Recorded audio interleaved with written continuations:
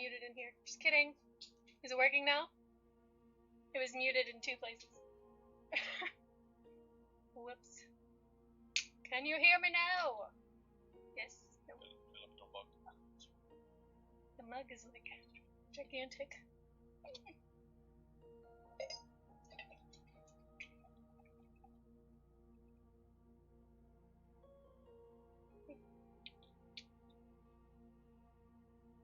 I hear you, I'm not deaf. Okay, good. Hello. How is everybody doing?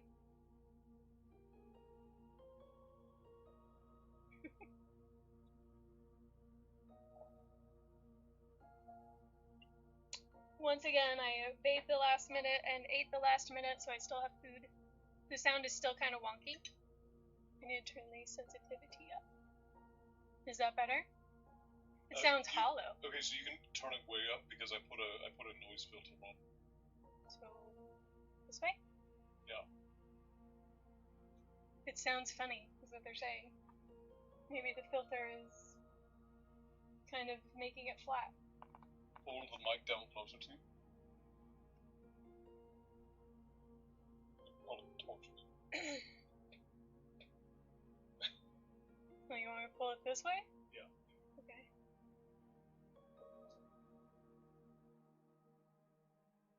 So. Okay, let's test it now. Does it still sound funky? Do I sound strange?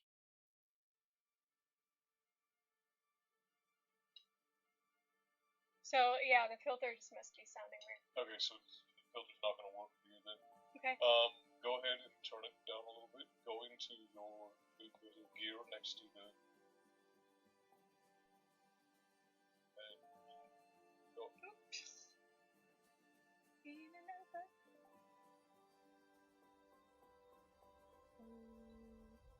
can just disable it. No, just, yeah, little eyeball there.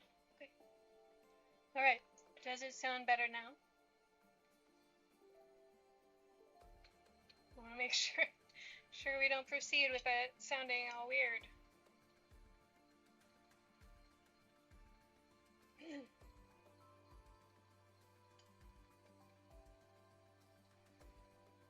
It doesn't sound better?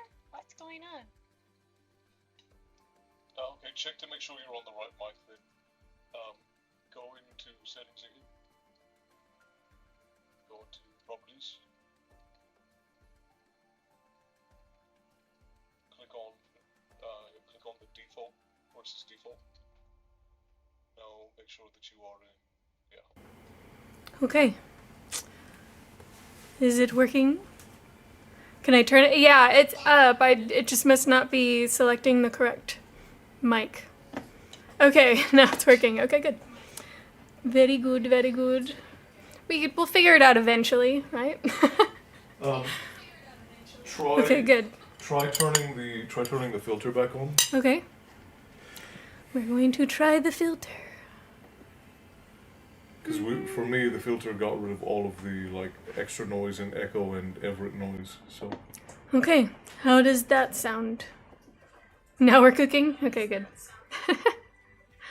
But let's make sure the filter doesn't make it sound weird.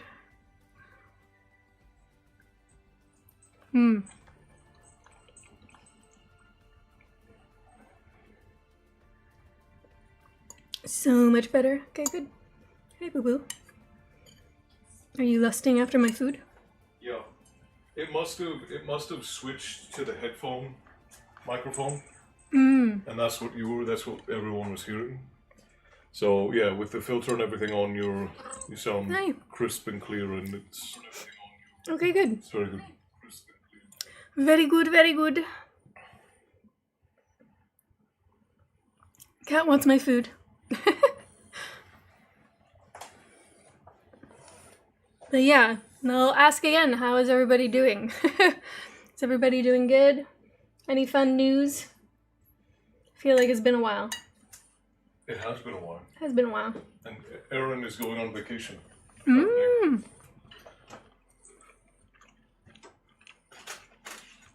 Sir. No. Hello, Cormac? No. No. Not for you, sir. Not for you. This has stuff in here you can't eat. Well, good. Not for you. Significant shrinking? That's good, Milu. That's awesome. You're gonna party it up, Aaron? Okay, just be safe. I was never much of a party person, even when I was your age. I'm definitely not now. I'm like getting ever closer to my hermit phase. Well, to be fair, when you were Aaron's age, rock and roll literally just meant rolling rocks, so... Wow. We're old. That was rude. It's not like when Bear was her age, which is back when they invented rocks, so... Hey, Feywitch, this is Boo. Coda's the big doggo. He knows better than to try to steal my food. The cat, however, You got somebody fresh is more over on ballsy. YouTube. I rolled down hills. I don't know if I believe you, because I'm older than you, Maddie.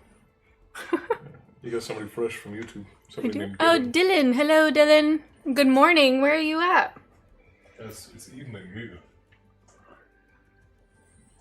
It is definitely evening here. So, I suppose perhaps you're in Europe somewhere? The cat's gonna be all moody now because I didn't give him food. You're gonna be by yourself on the beach? Okay, we'll be safe.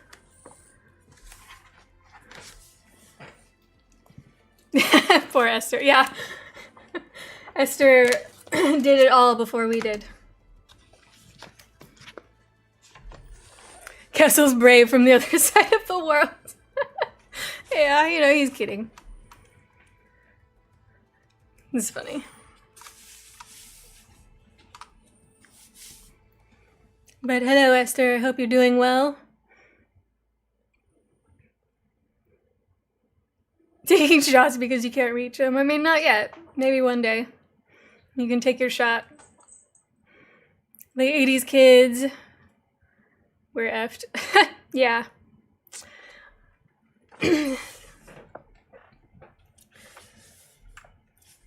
But yeah, no, my mother did enough partying for the both of us, I think.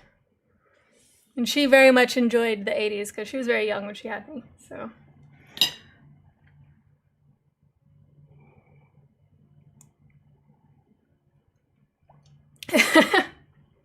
Yeah. Okay, so. Last time we were reading, Leodin's sister is possibly successfully escaped, or she fell into the bog and drowned. We don't know yet. That's a pretty extreme differentiation. So we don't know if it was staged or if there was a mishap and she actually perished. We don't know. Well, that's cool, Esther.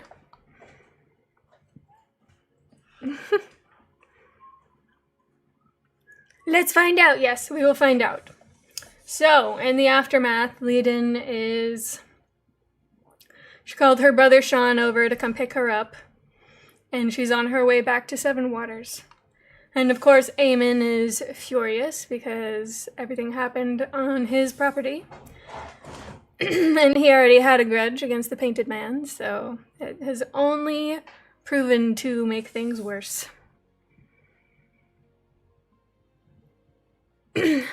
Right, Bear?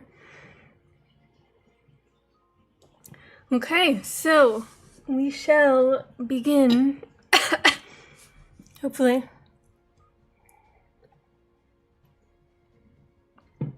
Okay.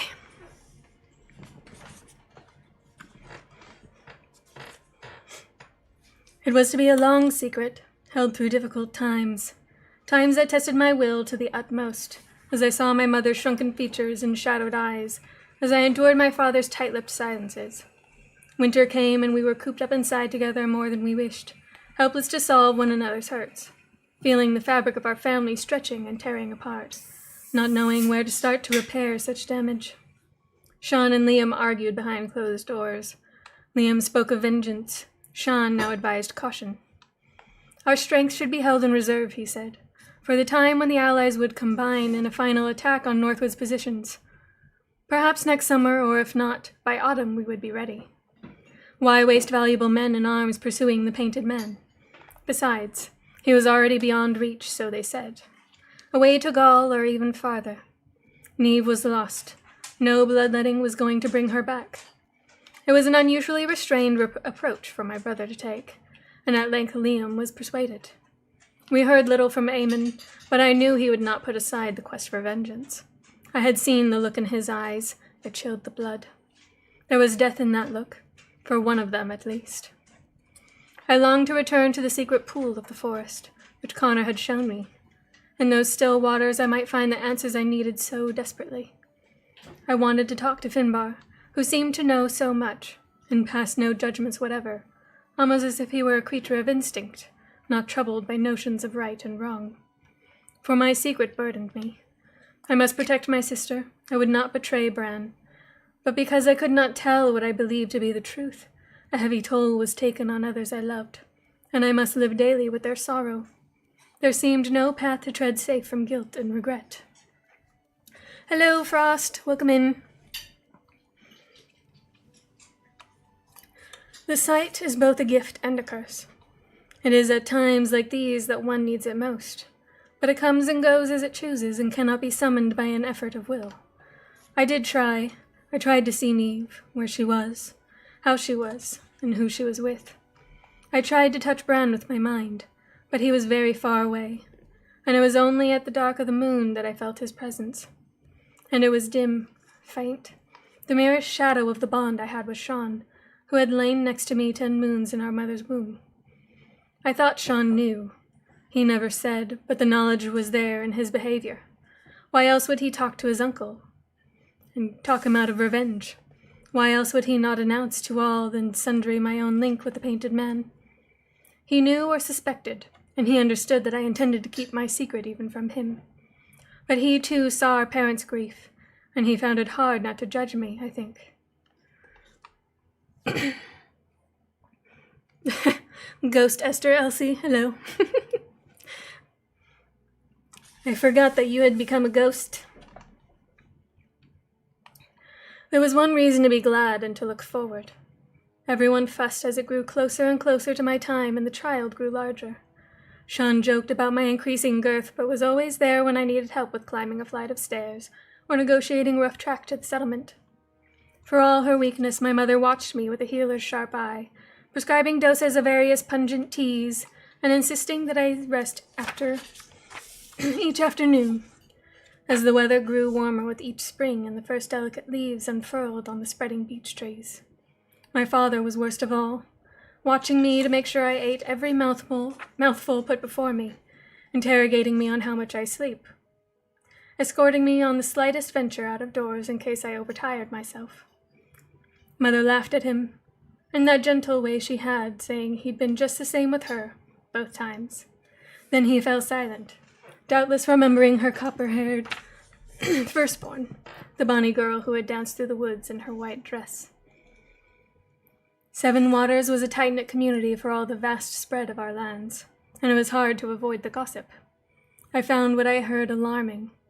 When I went to the settlement to visit the sick, which I did almost up to the end, there would always be a few folk who would stretch out a hand to touch my belly and smile shyly. "For luck, my lady," they'd mutter, or "For good fortune, bless your heart." At first I had no idea why they would do such a thing, but I heard eventually the tale that they were putting about, a tale far stranger than the truth. This tale neatly explained why I had disappeared so inexplicably and returned with a child in my belly. It explained why my father and my uncle had not sent me away in disgrace, but had let me stay here at home, and bear my fatherless child in the sanctuary of the great forest. The tale went that the fair folk had chosen me to bear this particular child, so that at last the prophecy would be fulfilled, and the islands be saved.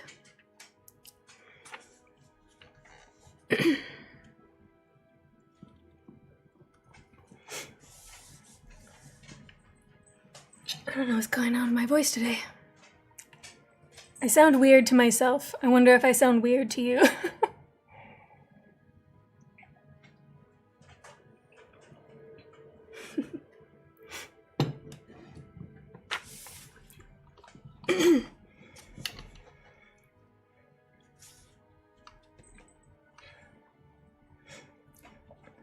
Then the lake and the forest would be safe too. Was I not just like the girl of the old story, the daughter they called the Heart of Seven Waters? Who better than my child to fulfill the prophecy of the wise ones? And no wonder I would not name the father, for this would be a child of the other world, only half mortal. Who knew... My animals are crazy. Who knew what powers such a one might have? That was how they were telling it. I could have told them a few truths and would have shattered their bright vision, but I did not. Who would believe that the sheltered girl of Seven Waters, who had tended their ills with loving care and the reliable, domesticated Leodin, would choose to lie with an outlaw and come home with his child growing inside her? Who would believe that she would construct a web of falsehoods to protect the man who might or might not have been responsible for her sister's death? It is frightening how one lie is just the first strand in an ever-increasing fabric of untruth. And once this fabric is woven, it is very hard to unravel. The seasons change, and I had no news of Neve. I had no news at all. Mother taught Janice midwifery. Bony, angular Janice seemed ageless. It was hard to believe they had once called her Fat Janice, but so both my mother and Liam had told me. The hard winters and the time of the sorceress had taken their toll, but Janice had gentle hands, and I knew I could trust her. The babe seemed determined to lodge with his head upward. Mother said they could wait, for he still had room to turn before the end. I was quite small, and a breech birth was best avoided in any case. I was easily tired now and spent the best part of the warmer days sitting on the mossy stone seat in the herb garden, soaking up the spring sunshine and talking silently with my child. "You'll like this garden," I told him. "It smells good, and there are lots of little things. Bees, they're the ones with the stripes and wings. You need to be careful of them. When it gets hotter, there'll be grasshoppers. Beetles, many shapes and colors, some shiny as precious stones. Caterpillars that creep along and eat your vegetables if you aren't careful. That's why we grow garlic next to the cabbages. When Main Fower comes around again, you'll be able to sit up on the grass here and watch it all." Sometimes I told him about his father. Only sometimes, for I did not allow myself to feed on false hopes. "He's very strong. Strong body, strong mind, strong will. But somewhere he has lost his way. I named him after Bran the Voyager, and that was more apt than I knew. For Bran MacPhail, the hero of the old tale, could never come home from his long and strange journey. When he sailed back to the coast of Tyrconnell and one of his crew jumped from the boat to shore, at once the man withered away as if he had been long dead.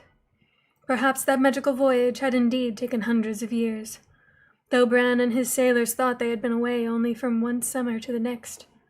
So Bran told his tale, standing on the deck of his ship as it lay alongside the jetty, and then he sailed away without ever setting foot on his home shore. Not for him a wife's welcoming arms, not for him the joy of a watching sun grow.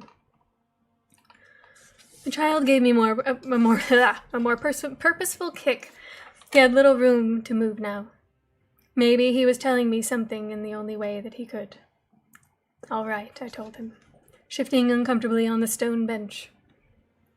"If there is an end to his journey, we'll find it for him. He won't thank us, and you'll have to help. It can't be done alone."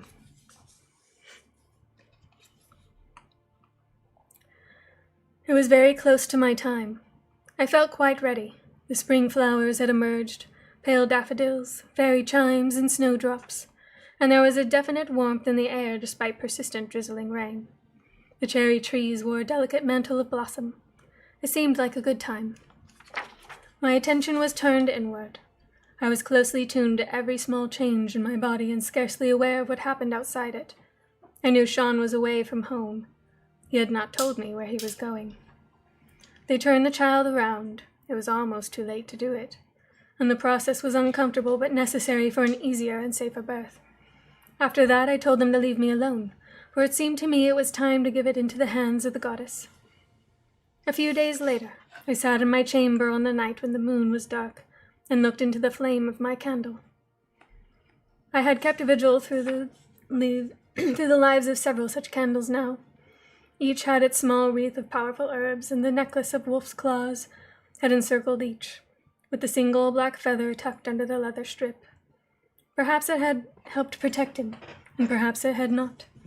This particular night I was so terribly tired. My eyelids kept dropping over my eyes, and then I would wake with a start, for I must not leave him to keep vigil alone in the dark. But eventually my body got the better of my mind, and I fell asleep where I sat on my chair.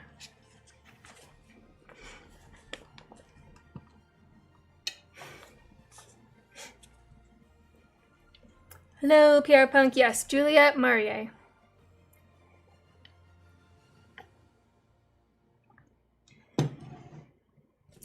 She does a lot of stories based on Celtic lore, myth and folklore. She had a whole slew of books.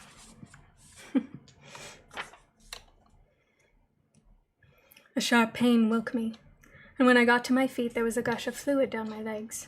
From then on it was all pain and confusion, and the hardest work I had ever done in my life. It was as well Janice was there, for my mother was quite weak and could only sit by my side, letting me grip her hand, and wiping my face with damp cloths. But feeble as her body had become, her mind was still as sharp as ever, and she directed Janice and the other women with confidence and precision. Perhaps with more confidence than she felt, for she told me quietly that it seemed the child had turned again within the last few days, and was now lodged firmly in position, determined to be born breech first. There was nothing to worry about, she told me firmly. I was young and healthy, and the babe did not seem over-large. I would manage. I must manage, I told myself. For if I cannot push him out, I am dead, and so is he. I have to manage. Let the cord not be around his neck. It took a long time.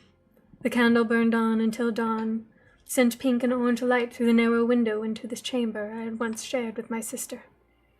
One of the women made to extinguish the small flame, and I spoke to her sharply, bidding her leave it alight. That way something of my son's father would be there in the room to witness his birth. The light increased, and so did the activity around me, and I could hear men's voices outside. At one point my mother went out, probably to reassure the big man, for I could imagine he was pacing restlessly, waiting for it to be over, uncomfortable that, for once, he could do nothing to help. "It's all right to scream, lass," said Janice somewhat later. "It's a cruel task. No one expects you to bear it in silence. Curse and weep all you want." But it seemed to me that silence meant control, and I also thought between those arching spasms of pain how stoical Evan the Smith had been, bearing an agony surely far greater than this. For had not women been enduring this more years than there were stars in the sky? I had a job to do, and I must just get on with it.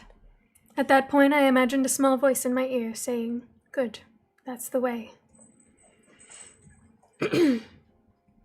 I'm food-driven like a dog. Don't say that. Don't say that. You're not like a dog.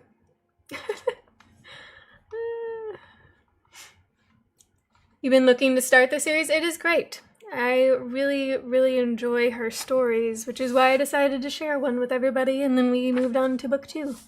So I guess that means it was enjoyable. It's accurate. No, that's terrible. I think we probably all feel the same way. Offer me a free meal and I'll do almost anything. Silly. Okay.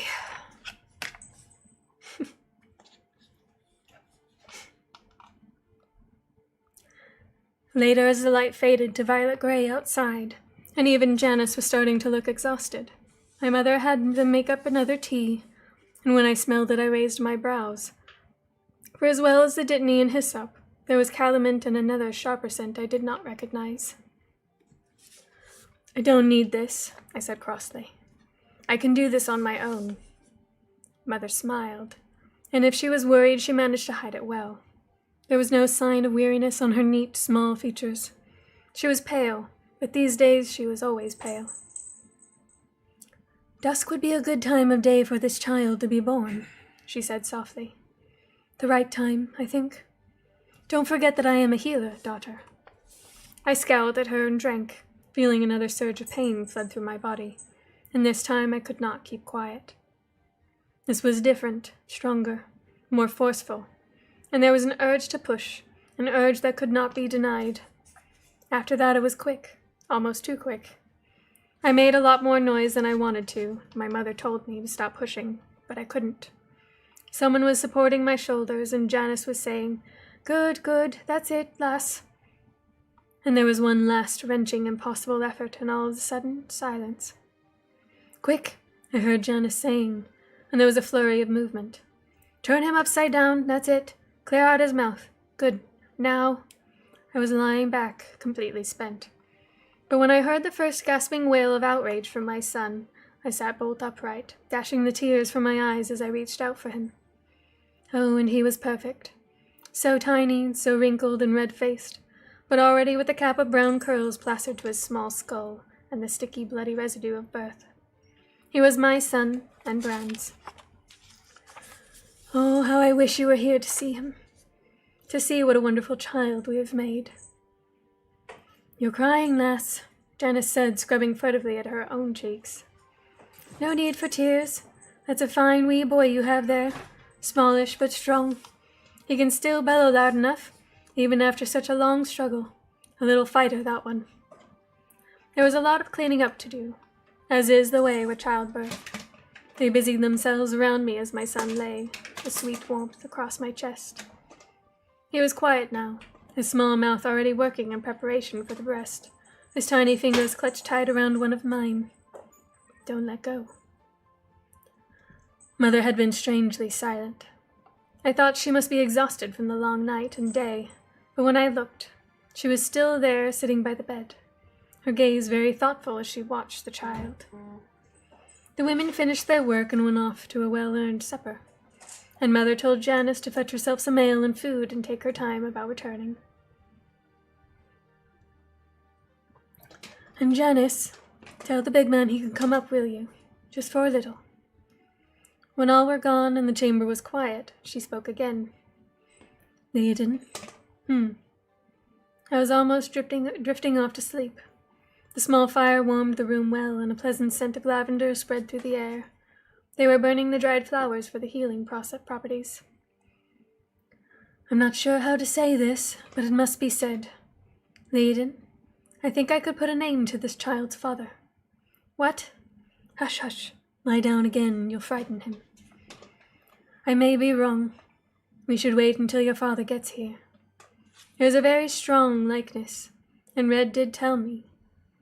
He told me your man is somehow connected with Harrowfield. If not for that, I might perhaps have dismissed it." We heard the sound of booted feet taking the steps 3 at a time and hastening along the hall, and the door flew open. "Leiden." My father crossed the room in 2 long strides. "Sweetheart, are you all right?" And then he saw the child lying on my breast, and his mouth curved in a big, sweet, wonderful smile. It had been a long time since I had seen him smile. "You can hold him if you like, grandfather," I said. And so it was that my mother told her tale, while my father stood before the fire with his grandchild in his arms, and I leaned on one elbow and drank the cup of wine with herbs that my mother had put in my hand. "This birth," said Sorsha softly. "This birth has been so like another one I intended long ago that I cannot dismiss it as coincidence. I might have done so were it not this child the image of that other, the boy I delivered on the night of Maingera, at Harrowfield." Father glanced at her sharply. "How could that be?" he asked. Besides, he looked down at the bundle that was the child, so small between his big hands. "Don't all babies look the same?"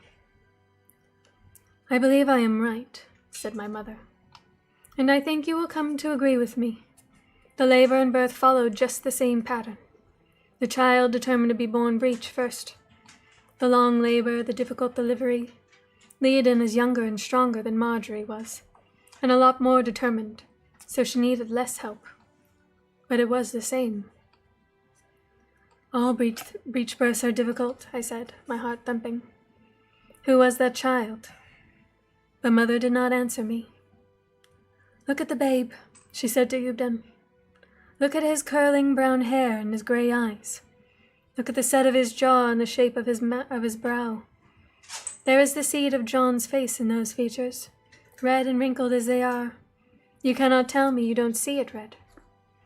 My father moved closer to the candle, looking intently at the baby's face, and there was a sudden wail of protest. "Here," I said, putting down my cup, and my son was returned to my arms. I stroked his back and hummed under my breath an ancient lullaby that had once sent his father to sleep, surprisingly. "Red?" My father gave a nod. "I see it, Jenny." Thus he had called her ever since the time they first met, and when she had no voice to tell her real name. And it tallies with what you told me, Leiden, that the child's father once lived at Harrowfield. The boy would have been less than a year old when Jenny left there. "Who was he?"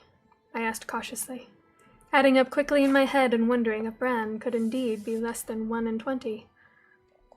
What was it he had said? When I was 9 years old, I determined that I was a man. Perhaps it could be true. His name was John, for his father, but they called him Johnny. He does not go by that name now. Still, a name is easily changed. Has your man grey eyes? Yes. What about his hair?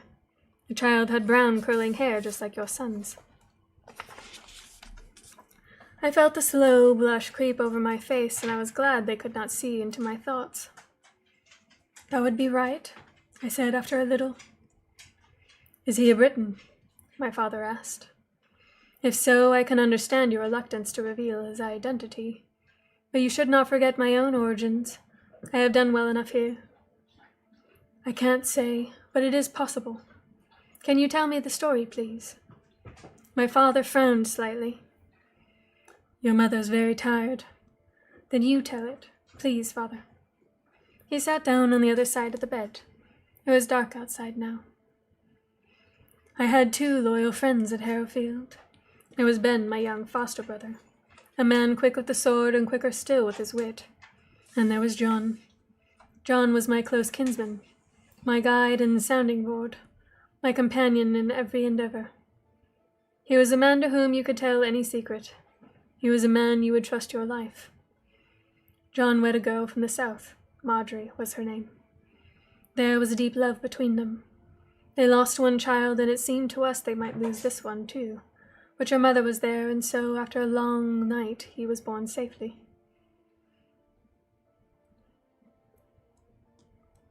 There was never a child more loved and wanted than Johnny. My mother took up the tale. Marjorie was so proud of him. You could see it in everything she did.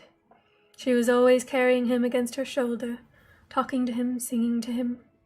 She made him the most beautiful little shirts, all embroidered with tiny flowers and leaves and winged creatures.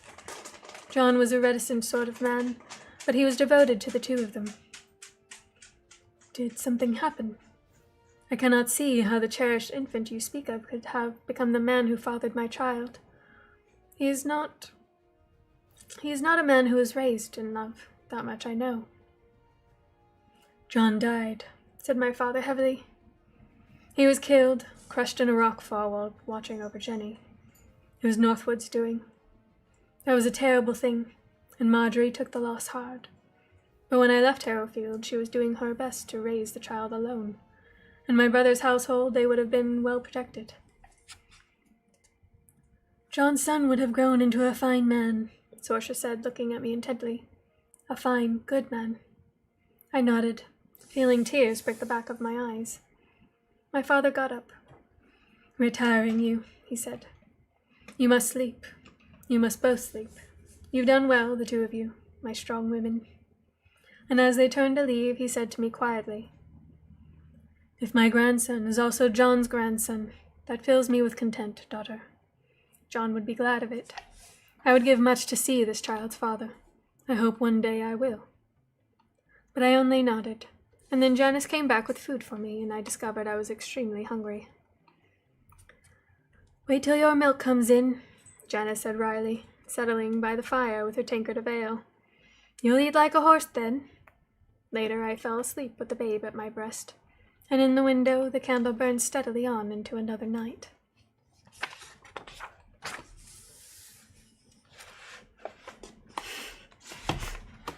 I love that you guys can have just full-on conversations that I miss.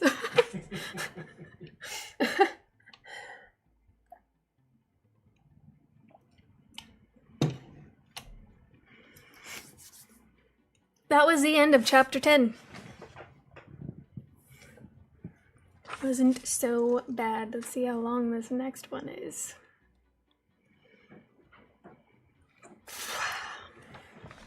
Whew. It's a lot. Well, we're finishing up chapter 10 because the chapters are so long.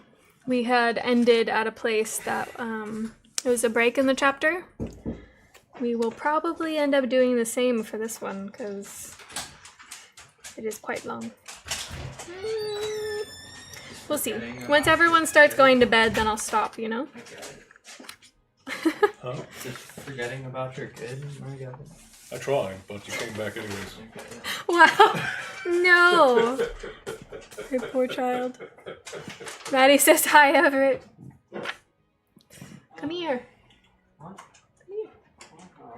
You say hi to me. Hey, sweetie. The dog's like, what about me? Yes, you too. Hey, dog. Savage Castle, yeah. What's the fuzzy thing on the chair? It's a blanket. I don't like this chair. I think it's ugly. But that's me because I don't like gaming chairs. I don't think they look very attractive. But until we choose a proper chair for Castle, this is what we have.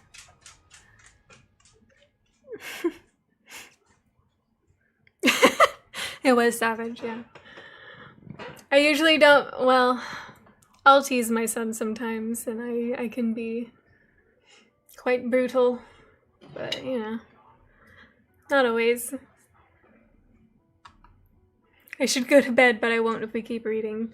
Well, we have to go on for a little while, because we didn't start until 45 minutes ago, so I will continue. Sometimes you just have to razz your kids. I agree. I only razz the people I love, you know? It's a sign that I care. Otherwise, I wouldn't bother. I keep trying to forget I have a goddaughter, then I get a call from her school about her grades in music. That's funny. Mine have some wicked comebacks. I'm sure they do. You know, they're learning from the best, so. I had wondered if he was John, but who would have called her parents evil? Yeah. That is some good intuition, Teresa. Oh my god, I embarrassed my son today. It was great. What'd you do? Now I have to know. Please tell me how you embarrassed your son. Elsie's the only one I razz. I'm sure she takes it like a champ. Can you play Warzone? Which one is that? What type of game is Warzone? Oh, at least I'm the best at something. Wow. Like I've never given you a compliment before. You also create fantastic baked goods. I always want them. Apparently she is the loudest in the class on her instrument. Mom can be brutal with me. I mean, you have to. It's how you get, like, some tough skin, right? It's better to hear it from the people that love you. Never ever. Wow. My grandfather used to tell my friends that if he didn't pick on them, he didn't like them. Exactly. It's true.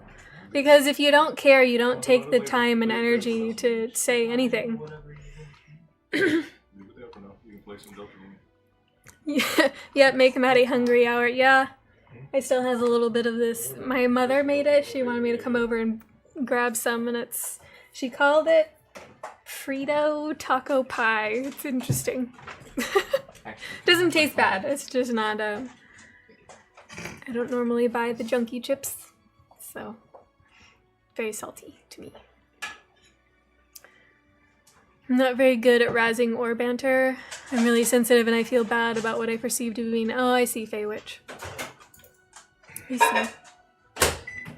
But, you know, it's good to be aware of it because that's your first step into kind of helping yourself. Like, if you do come across something that's upsetting, you can take control of that and you can be like, okay, I should just not let this bother me. I need to let it roll off.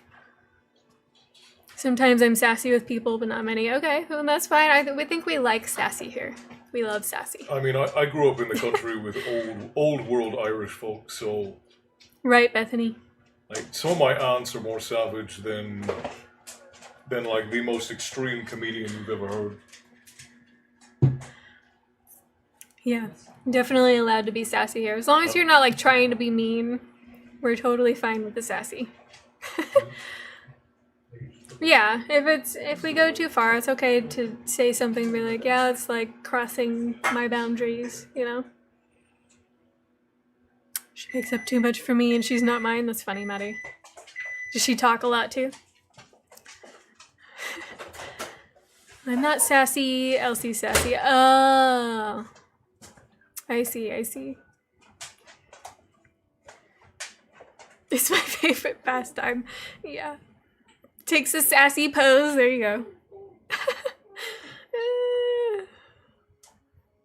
I won't ever try to be mean. I'm sure you won't. I don't believe any of you in here would try to be mean. I have to be careful about giving constructive feedback because I'm told I come off as brutal. So I try to avoid that. I mean, Matty just had to have a whole hour-long conversation with me. But he agreed to that. Yeah. He agreed to that. She is brutal. Well, we both are. Like, neither one of us pulls punches because we believe that caring about somebody is being honest with them. You don't go out of your way to hurt somebody, but you don't let them hurt themselves because you're refusing to be honest with them. Yeah. Like, I'm not gonna bother giving a crap if I don't. Like, I'm not gonna bother to say anything if I don't care. Yeah, if I don't like you, I'll just let you do whatever you want. But I'm never trying to be mean. I've never been good at beating around the bush. I don't like it. I like it when people are just direct with me. So I do that myself, and then I've come to realize not everybody likes that. So. That's a story of how we got together. I'm the only one in her life who'll tell her when she's being a bride. We were at Pride event. They played the cha-cha slide. Oh, okay. He hates dancing. I was in his booth and he followed every step of that song. The stick face he gave me, that's funny. She embarrassed her son today. That's important. Yeah, I asked him, like, how did you embarrass him? Oonagh, if you ever met Elsie, you'll see she's adorable, sassy, lovable, and naughty. I believe it, Esther. Well, she's got to have some of the... Haven't you ever posted her in I believe so. The Beast Tamers channel? Maybe I'm remembering wrong. I get Goofy more than anything else, which we also love Frost. We also love Goofy. Totally welcome. Yeah, I hold back a lot on humor because I'm used to being around people who are very thick-skinned. And so we say very extreme things about, like, Una's had conversations with my Aunt Beth, and my Aunt Beth holds nothing back. She is not a censored woman in any way. I love it, though. Yeah. I prefer someone just, be forthright. Even if it's sometimes difficult to hear. I'm sure Beth has invented highbrow curse words. Says, Bug terrified his brother today, told him that Mom will take your eyeballs if you keep rolling them. That's true. Yep. It's true. No post of Elsie. I'm very direct to the point. Yeah, which is good. We appreciate that for sure. Oh, well, maybe you can get a post of Elsie in the Gilded. I wish I weren't so sensitive. I don't know why I'm that way. I just have always internalized negativity. And, you know, I think that's normal for a lot of people, and everybody has a different time frame for when they can overcome those sorts of things. But I'm sure that when you make an effort, you're able to make some improvements.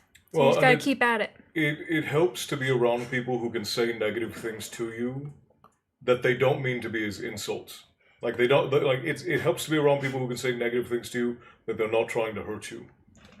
Because a lot of times what you get, especially in this day and age where people are so full of themselves, you get a lot of people who will say something negative for the intent of hurting you. Whereas people who love you, they'll tell you something negative about yourself, but it's to help you recognize it and to get better. Whereas most people just say mean things to say mean things. Like, Everett says gloomy stuff all the time, so when he says something gloomy, I say something sarcastic back to him, so he realizes he's being gloomy. Esther, yes, anyone who's in our Gilded server will be able to see it if you post her in the... We called it the Beast Tamers. It's where you can upload photos of pets. But... Right. Matt says he's very empathetic. I'm probably not. Like, I am to a degree, but not in the way that it affects me. You're gonna go to sleep, Mary Beth? Okay, sleep well. We will see you another time. Yeah, you may be a super feeler. It's, I get drained if I'm around large groups of people. Well, and people who grow up having to be very defensive around parents and other authority figures tend to be a lot more sensitive as well. Like, if you grow up on constant defense from people around you, you tend to be very sensitive. Especially if you never had a constructive outlet or somebody to teach you what that means growing up. I've been told that I disassociate. You do. So I think I have a lack of... There have been times when I've had whole conversations with you didn't hear.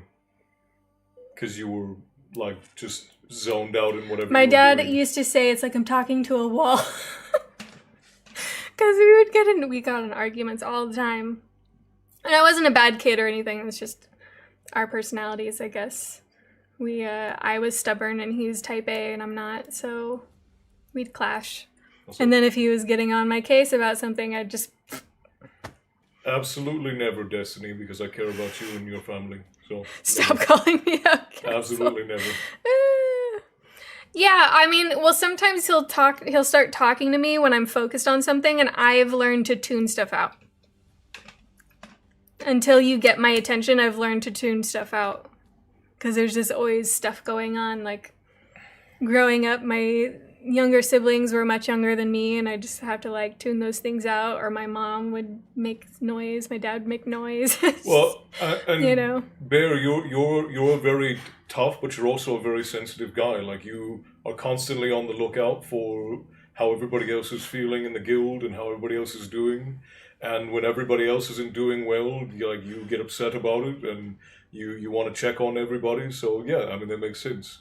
But you've also learned to be a lot tougher over the years because you've found some healthy ways to deal with it and some ways that were not so healthy to deal with. But that's how we all are. Selective hearing or disassociate. Well, selective hearing is if, like, you're in the middle of a conversation and you just choose to ignore certain things. Yeah, I was gonna say, selective hearing is if somebody says, you are not allowed to do this thing, and what you heard is, you are allowed to do this thing. Yeah, or there's, like, a caveat, right? Like, you can do this thing if this, and then the selective hearing would be the ignoring the if you do this thing. So... Whichever it does a lot. Disassociating is kind of just like I guess it's kind of like you turn off the emotions. It's like a defense mechanism. I have a habit of finding the missing tavern member. Yeah. Which is nice. It's good.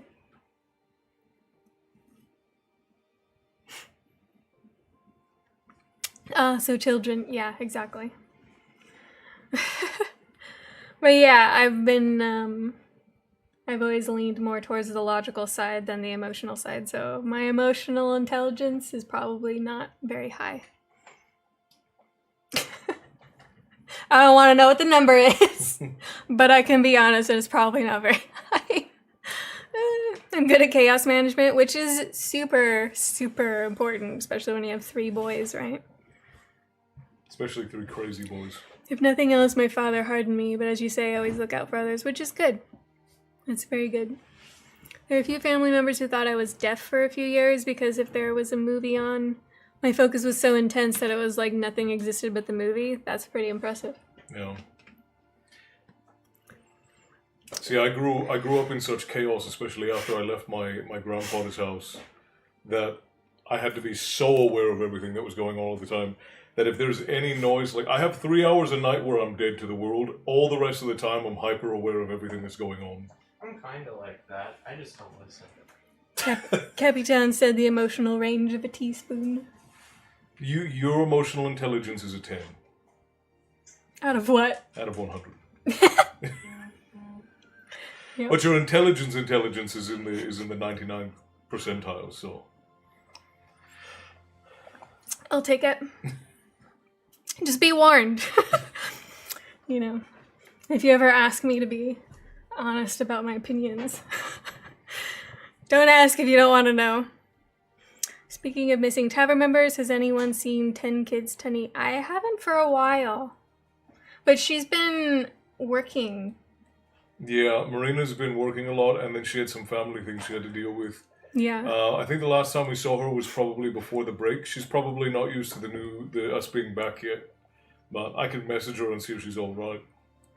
And hello, Zach. Thank you for the like. Welcome back. Yeah, I think she says something along those lines, Frost. She's been working a ton and having family obligations. Yeah, exactly. The RSD is why I have a hard time with Castle's humor towards me. I don't know him well enough to trust he is joking, even though he tells me he's joking. I see. What is RSD? I don't know who said that. Bethany Red?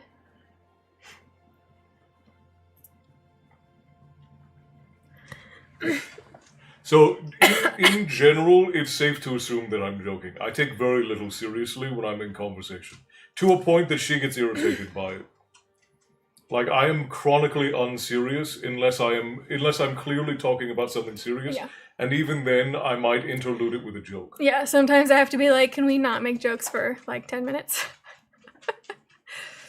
Yeah, it is hardcore. Oh, rejection sensitive dysphoria? Oh, okay.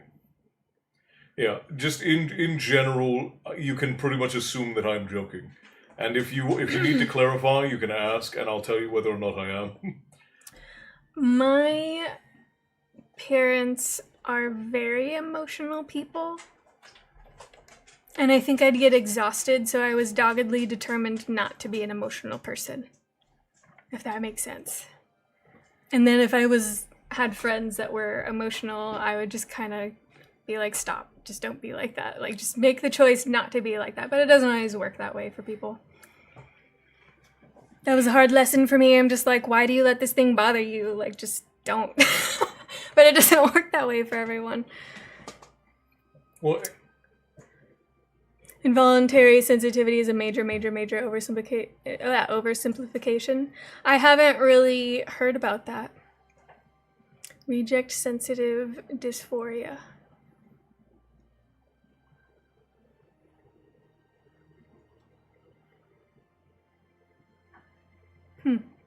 Yeah, I've always taken the note that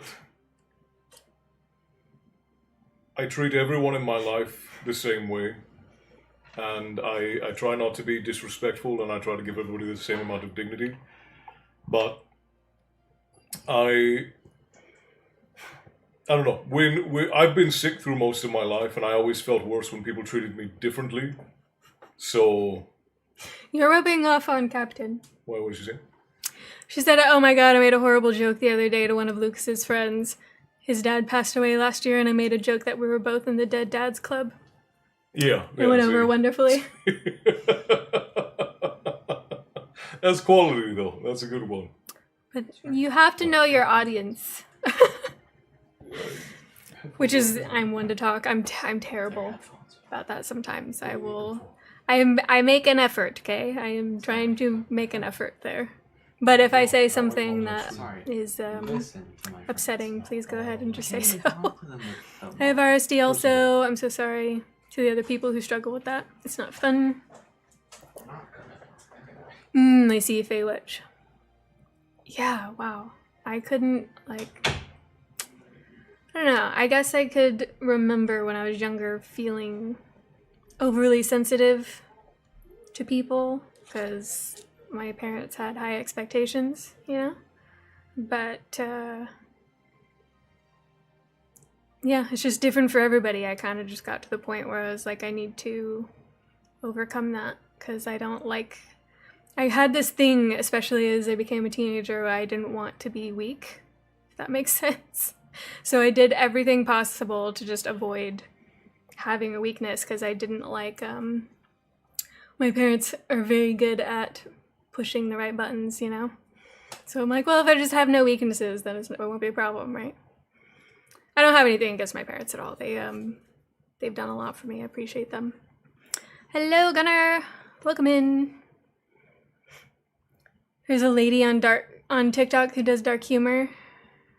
Oh, dark humor shirts? Exactly like that. Interesting.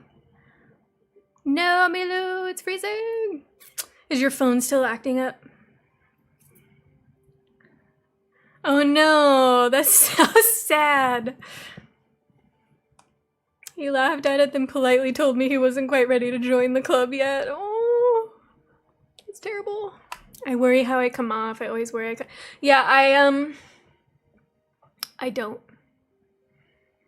I actively make an effort to try not to come off as, like, crass or mean. But I also just, at some point, stopped really caring. I only, like, the only times I really make an effort is because I do care to a degree about how people take it.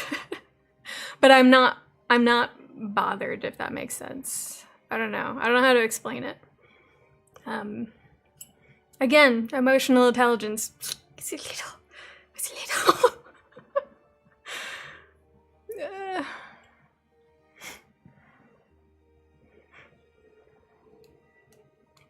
I feel like I'm so needy and annoying because of it, even though that's not really true, I see. Well, everyone has different needs, you know, and then when you are interacting with people, it's going to be up to them what their boundaries are and what your boundaries are. You know, some people are very empathetic and can be a huge support for you, and then some people might not have the patience. Everyone's different. And the fact is, you know, there's always going to be people out there that don't like you, and it's okay. If you can remind yourself that it's okay, that there's some people that don't like you, I feel like that could go a long way. But yeah, I'm not in that boat. I'm in a different boat. So I don't want to, like, come off as I'm trying to belittle what you're going through. It's the fact is that I can't possibly know what you're going through because I don't have that condition. I have to pay attention a lot to what I say to keep the ADHD from seeming rude out of genuine curiosity or lack of understanding or oversharing by accident. I getcha. Well, and that's the general rule that we try to follow when we're here in the tavern anyways, is that it's what I talk about all the time. The human experience is unique to every individual human being. None of us can experience the world like any of the rest of us, but the understanding of that the experience is universal is what brings us all together. Sure, some of us may feel pain greater than other people feel pain, or some of us may feel pain in an entirely different way.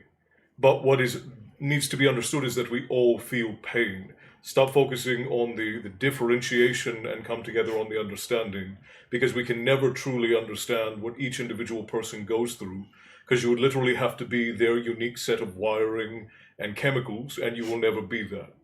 So attempting to understand each other from that standpoint is impossible, and it creates this gigantic hill we have to climb. It's like Sisyphus pushing the boulder up the hill. You get to the top with the boulder, and then you reset at the bottom. So we always put it in that your situation, your experience of the world is unique because it's happening inside of your head and inside of your body. But the experience that you are going through is universal. People feel pain, people feel sadness, people feel fear, people feel anger, people feel rejection, people feel love. I get too exhausted to feel that intensely, Maddie, so I think that's why I shut it off. So maybe I was at a point where I felt them too intensely that I was like, nope, I don't want to do this anymore. And I was raised in a militant sort of background, and then I grew up in a heavy gang and drug area out here in California when I moved out here at 14. So I don't feel things the way that other people feel things. And I've had nerve damage since I was a boy, and I've been on the verge of death since I was 12. So I don't feel and experience the world the way everybody else does. But I don't also expect everybody to understand the world as I have seen it, because the world as I have seen it, very few people have seen the world that way. So it would be unreasonable for me to expect everybody to make concessions or to understand that I feel a certain way, because they never could. It would be impossible. I would be holding people to an impossible standard simply because I want to. And I don't need to do that in order to be able to relate to people. I know everybody else. I know everyone in the tavern has felt pain and sadness at some point. I know every one of you has probably been afraid of death at some point in your life. And those things are things that we can relate on because we've all experienced them. I don't need you to experience the way that I have for me to be able to relate to you on that fear and us have an understanding that the human experience is universal because we all experience the same things in exactly a different way. The tavern is where I feel most myself, honestly. Well, that's good. That's what we aim for. It's everyone has their own personality, and as long as you're not hurting anybody, like, just let yourself be you. Everyone has problems that they need to work on. And having a place where you can talk about them and be honest with people and try to solve your problems is something that's rarer in this day and age, and that's what we try to make the tavern. A place where we can work on and solve our problems and share our woes and share our victories, because those places just simply don't exist. Yeah, it does seem like everywhere you go on the internet, there's always going to be people that just want to attack you. It's very annoying. I've tried, like, I rarely comment on social media stuff, but there was one where I wanted to, like, clarify something that was going on. So I just asked a question to get clarification on a thing, and I got attacked. I was like, okay. I didn't care, but I'm just like, this is exactly why I never comment, because you can't even have conversations with people anymore. Not everybody, obviously. Well, People that stick around in here and actually have conversations, we love that. Well, I was going to say, broadly speaking, you can have conversations. That's what makes the tavern folks so special, is that in spite of the fact that we're all from such different backgrounds, we're all from such different varieties of places, we can all talk.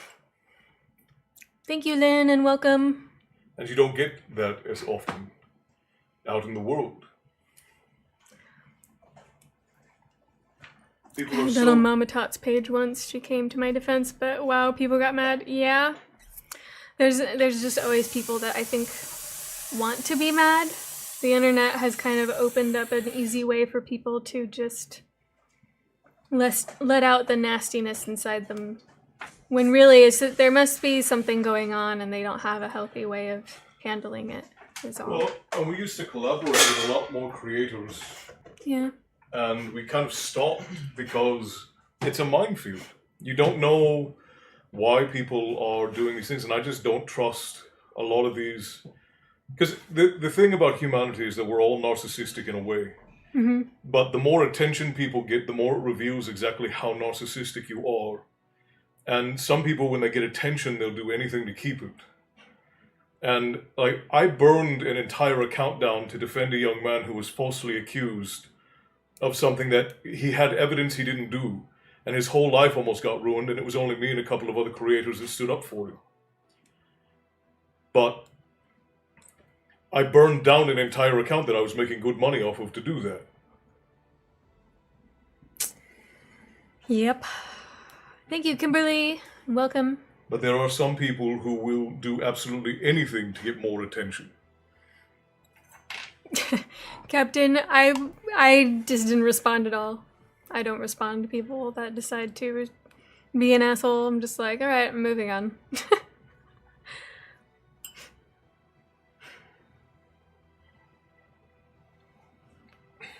But that's what we have. I love the internet and I also hate it. But there's pros and cons to everything. Yeah, the internet is wonderful and beautiful, but I like our little corner of the internet most because it's a place that's pretty easy to come and go from. Yeah. Yeah, escape from the world's everyday chaos. You know, it's just, it's an interesting time. You know, the kind of chaos that we have now is so different than the chaos from like 50 years ago. You know, it's crazy. It is significantly different, that's for sure. I give myself one response and leave it alone. Yeah. I just don't even bother anymore. Because I've tried having civil conversations with people and I've just come to realize that there are people that don't want that. They just don't want it. Doesn't matter what you say, they don't want it. Well, and this in the attention economy, people thrive off of the attention even when it's not good. It's like kids who act out and throw things and yell to get attention. It's because they know for sure they'll get attention by doing it, regardless of the quality of it. You've had hack attempts on your Facebook? Yeah, it's all the time. All the time. Yeah, the internet can be both beneficial and detrimental. And again, that's just, there's pros and cons to everything. People want to fight and to be right, even if they are wrong. Yep, that's true. I would rather be correct. I don't care about being right. I just want, the information, right?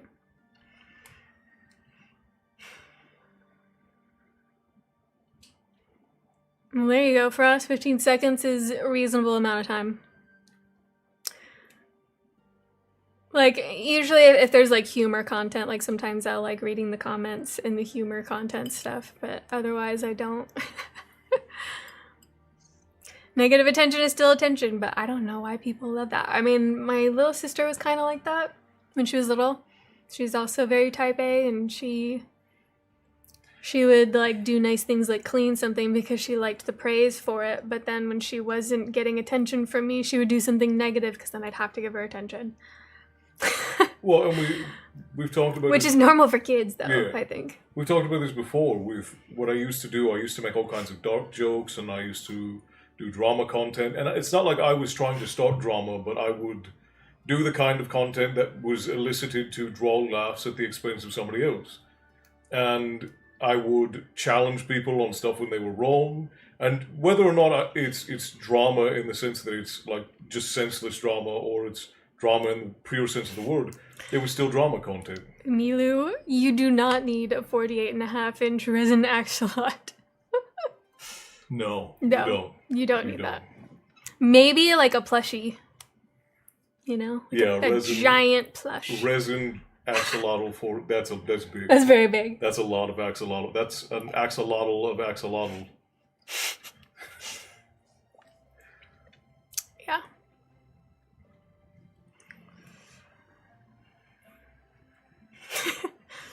Yeah, I used to bicker and debate with people all the time in the content that I made. I want to know if I can go to bed. Are we going to read another chapter? I mean, I was going to read a bit more. It's really up to you guys. You can just sit here and tell them all that they're pretty for the next half hour. You're all very pretty. Yeah.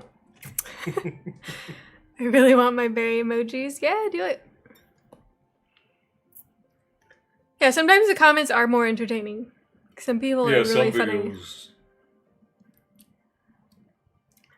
Sometimes I get a little annoyed when all of the comments end up being repeats of stuff other people have said because it was funny. That I just get tired of seeing it over and over. I'm yeah, we all heard that joke. We're good. We don't need it anymore. Yes, please. Okay. All righty then. But yeah, I ended up changing directions back in the day because I got tired of all of the negativity, because nobody tries to come to an understanding. Yep. All anybody wants to do is fight. And I got tired of it being negative, which is why we do what we do now. And it's why I don't swear on stream as much as I used to, because there are people who watch with their children. And while I do swear a lot in real life, well, not a lot, I probably swear more than average, but not a lot. I don't need to swear to express myself. It's just sort of my natural candor. But I would prefer that the tavern be a place that is positive in both its influence and its impact, rather than being one more place for drama and bollocks all over the internet. But in all honesty, he loves the jokes that upset people. I love me a good dark humor. Yeah, I love he loves dark humor. That's not a nice word.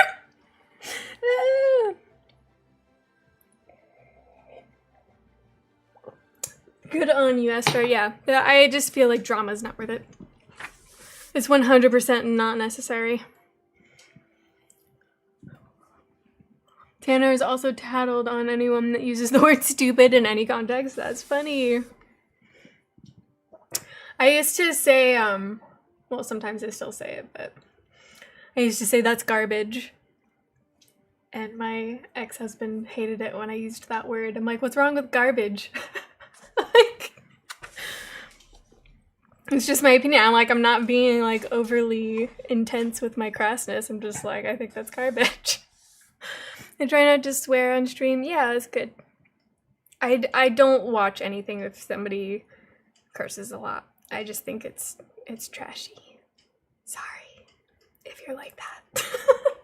Well, no, because it is like, it's for shock value. It's the same reason why I don't watch television shows that have all kinds of sex and gore in them, because if you have too much of that, it's gratuitous and it's not worthwhile.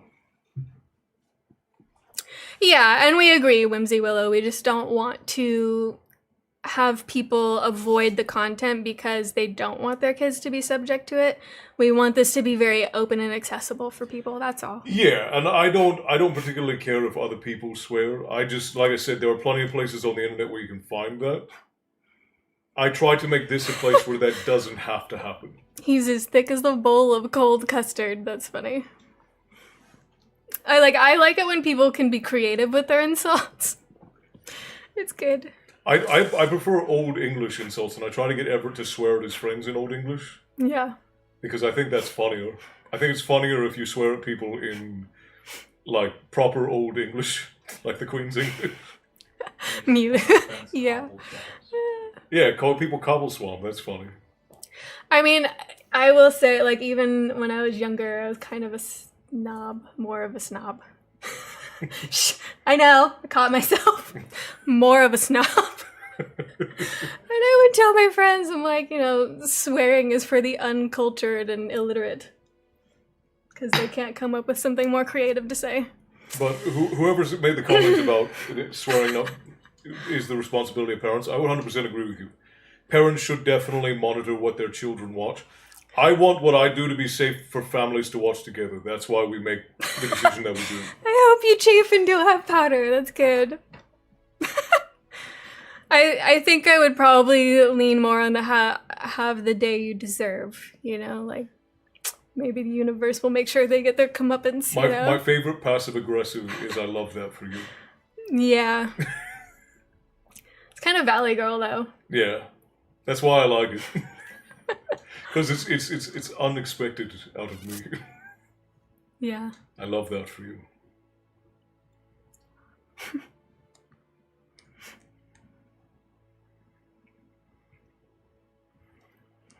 About as bright as a 2-watt light bulb. Sad. Yeah, I taught my son what the bad words are. I'm like, you need to know that these are bad words, so you don't say them. I don't try to make him, like, not hear it. His father was kind of a different mind, but I was like, no, he needs to know what they are if he's going to avoid saying it, because he'll hear it somewhere else.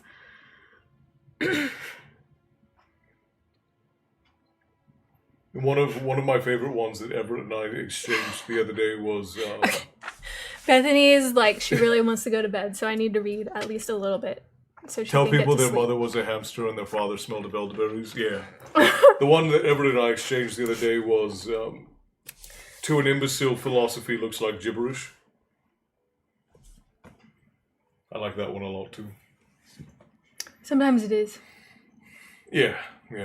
But to an imbecile, it always is. I will end on the note that I really despised when college kids took philosophy because they always came out of the class thinking that they were immensely profound, and I'm like, shut up. Well, yeah. It drove me crazy. Psychology and philosophy tend to have that effect. I like philosophy. There's a lot of there's a lot of really interesting things, but people that came out of those classes just thought that they were it, you know? Yeah. And I'm like, stop talking, please. People come out acting like Epictetus and Marcus Aurelius. Dotard, yes. That's good. Nobody uses that word anymore. What? Dotard. Yeah, however you say it. Okay, we will continue, Bethany. I'm so sorry. Okay. And I will go about my tasks, so I stopped. Yeah, you can keep sharing epithets with one another. I will read. Okay. Yeah, everybody give your best non-vulgar insults in the chat. The uncles gathered. I sensed this was not solely to inspect the newborn, but for a deeper, more solemn purpose. For my mother was rapidly weakening now, as if she had indeed waited only for the birth of this babe before taking her final farewell of Seven Waters. I was possessive of my child. There was no need for a wet nurse. I fed him and tended to him myself. I held him and touched him and sang to him. I had a girl to help me because father insisted on it, but she had little to do. Before my son had passed the span of 1 month in this world, he had heard the tale of Bran the Voyager in its entirety. How much of it he understood there was no way of telling. Mother now spent most of the day lying on her bed or on a pallet set out in the sheltered garden, where she could rest when the weather was fine and smell the scent of healing herbs. She liked to have little Johnny tucked in beside her so that she could stroke his soft curls and listen to the small noises he made and whisper stories to him. My father hovered, a grim-faced presence watching over her night and day. Liam sent for Sean, who had traveled north and on unspecified business. Connor came first, with a number of his kind, white-robed and silent, treading soft as forest creatures. They settled quietly into the household as if for a lengthy stay. Connor went straight to see my mother, spending some time by her bedside in private. Then he came to see me and to inspect the child. "I hear," he observed, watching me as I bathed my son in a shallow copper bowl. The women came close to warfare over which of them would assist at his birth. There has been much talk of this child. They were all eager to help him into the world. "Really?" I said, gathering up the slippery form of my son and wrapping him in a cloth that I had hung to warm before the fire. "Too much talk, you think?" My uncle's eyes were more serious than his tone. "Their tales serve to explain what they cannot, or will not, understand," I said, laying the neatly cocooned Johnny against my shoulder. "Truths that are too hard to accept." "That is so of some tales," Connor agreed. "But not all, surely." "Indeed, no. It is as you yourself said once. The greatest tales well told awaken a fear and longings of its listeners. Each man hears a different story. Each is touched by it according to his inner self. The words go to the ear, but the true message travels straight to the spirit." My uncle gave a grave nod. Then he said casually, "Why did you give your son a name for a Briton?" I was weary of lying. Father would probably tell him that part anyway. Surely there would be no reason to make a connection. "He is named for his father," I said, stroking my son's damp curls and hoping Connor would leave before I had to feed the child. "I see." He was apparently unperturbed. "With respect," I replied. "Even an archdruid does not see everything. But that is his name." "What plans have you for the future, Theoden?" "Plans?" "You intend to grow old here, looking after your father and Liam in their advancing years? You wish to take her place?" I looked at him. There was a deep gravity about his calm features. The conversation had layers of meaning I barely understood. "Nobody could take her place," I said quietly. We all know that. But you would come close, Connor replied. Folk would respect you for it. Already they revere the child, and you have always been a favored daughter of this house. Favored? Yes, I know. You were very cruel to Neve when you sent her away. Cruel and unfair. Our decision must have seemed thus to you, said Connor, still calm. But believe me, there was no other choice. Some secrets can never be spoken. Some truths are too terrible to be revealed. Now she is gone, and you wish to lay blame, perhaps, for her tragic fate. But her marriage was not the cause of that, and it is not enough, I think, simply to accuse your father, or Liam, or myself. There were far older things at work here. I was furious, but could not answer him, bound as I was by promises of silence. It became very hard to maintain the shield on my thoughts, and he was trying to read me, there was no doubt of that. Subtle as his probing was, I could feel it. Excuse me, I said, turning my back. I must feed the child. Perhaps I will see you later at supper, Uncle. He can wait a little longer, I think. He seems more interested in his fist right now. You're a strong girl, Aiden. You guard your mind with great skill. Very few can withstand me. I've been practicing. Difficult, isn't it, to contain so many secrets?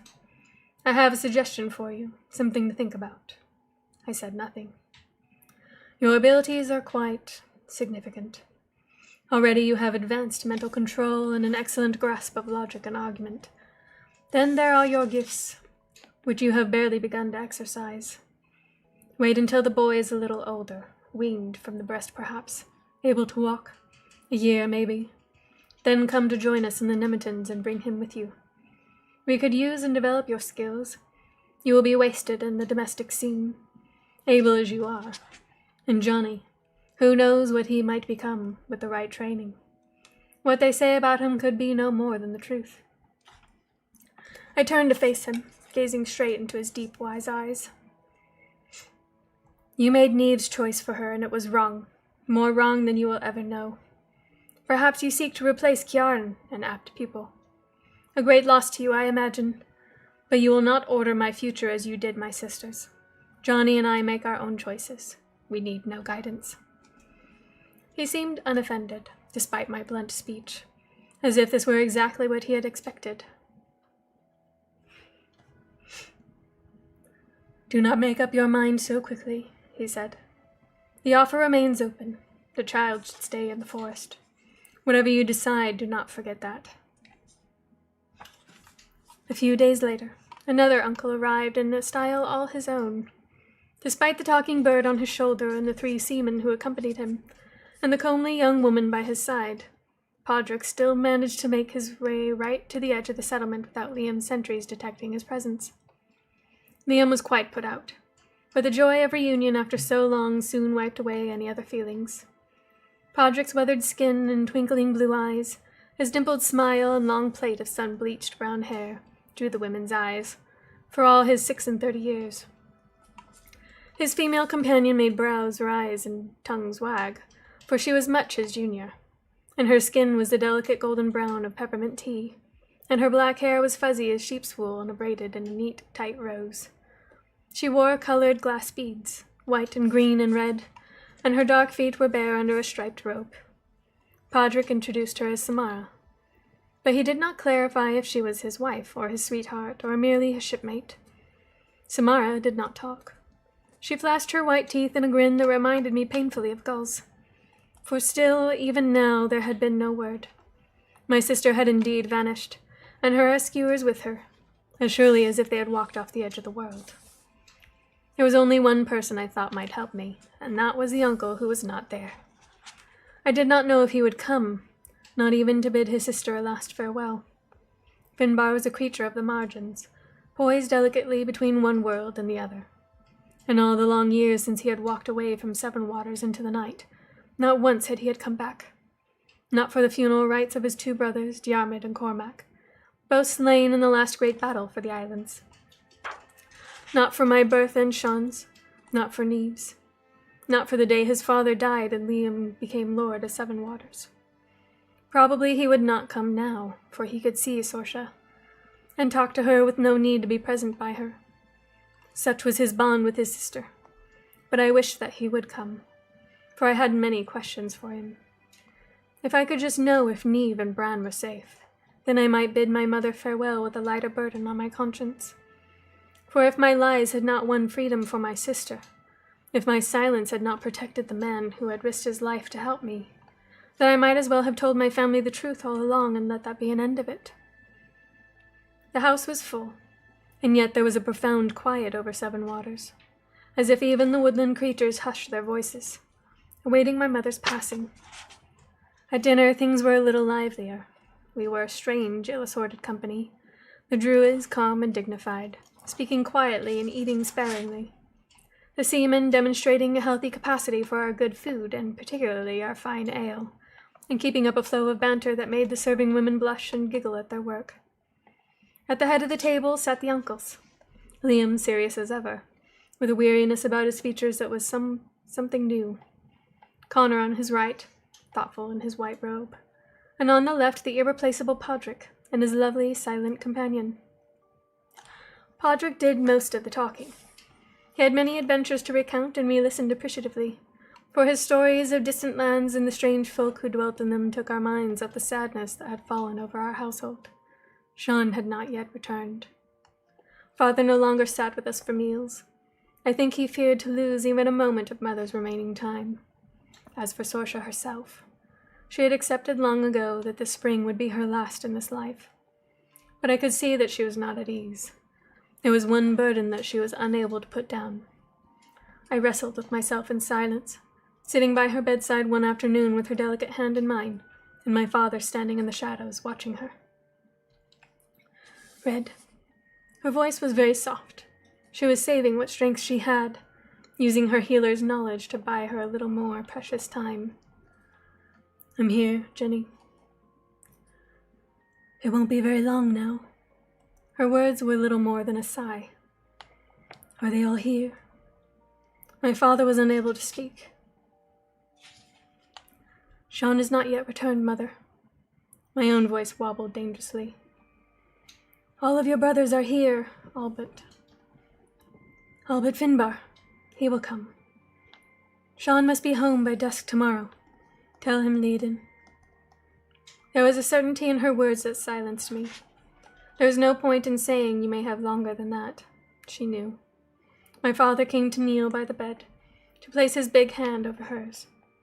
I had never seen him weep, but now there were traces of tears on his strong face.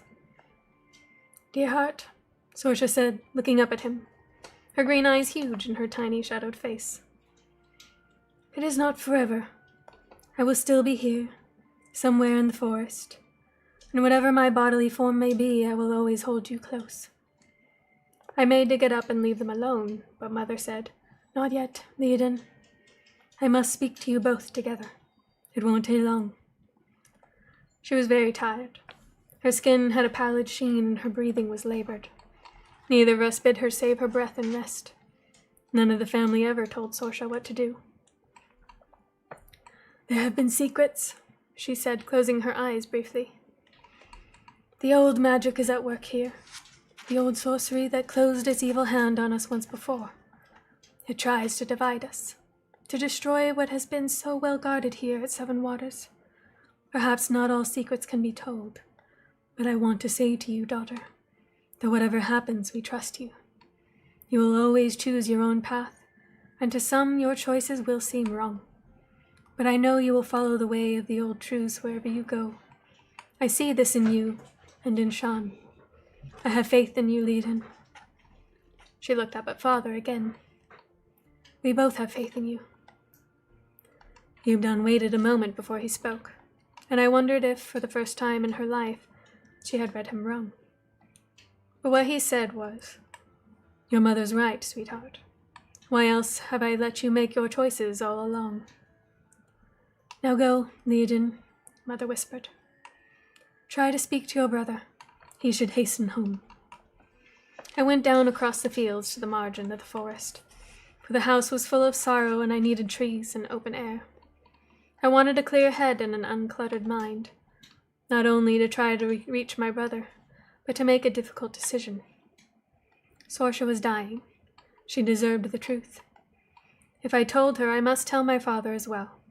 They had said they trusted my choices, but surely even they would recoil in horror at the thing I had done this time. If father went to Liam with my story, then any good my lies had done would be instantly for nothing. If she still lived, my sister might be tracked down and brought home. Perhaps they would try to return her to her well-respected husband.